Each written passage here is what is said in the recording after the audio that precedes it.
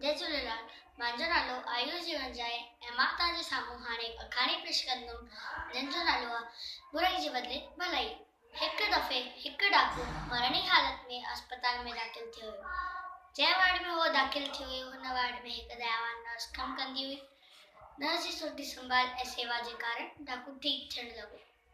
इलाज जे दौरान जेॾीमहिल डाकू नर्स खे ॾिठई त सोचई मूं हिन केॾे ॾिठो आहे। तो उन सोचई तो उनखे न पियो यादि थिएसि।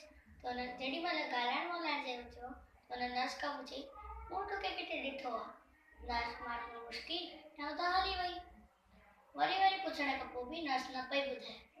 आख़िर में डाकू हुनखे चयईं हाणे अगरि तूं मूंखे न ॿुधाईंदी त मां हितां खां टिको ॾींहुं अपघात कंदोमांइ। नर्स चिड़ी वई ऐं चई भाउ मां हिकु विधवा भेण आहियां, तूं ई मूंखे विधवा कयो हुई। हिकु राति तूं डाकू थी असांजे घर आयो आहे ऐं मूंखे रस्सीअ खां ॿधी करे मुंहिंजी अखियुनि जे अॻियां मुंहिंजे घोट खे मारे छॾियो हुई। जेॾीमहिल तूं हिन अस्पताल में आयो मां तोखे बर वक़्तु सुञाणो चाहियां हा त बदिलो वठी सघां हा, पर अंदरां मां हिकु आवाज़ आई बुराई जे बदिले भलाई कयां। जीअं मेरा कपिड़ा साबुण खां ई धोइबा आहिनि उअं असां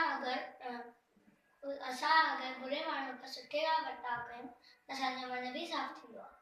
भलाई अगरि कंदे त भलो तुंहिंजो थींदो, भलाईअ जा भाड़ा घणी तोखे ॾींदो। हिन कहाणीअ खां असांखे हे नसीहत मिलंदी आहे असांखे बुराई जे बदिले भलाई करणु खपे। जय झूलेलाल।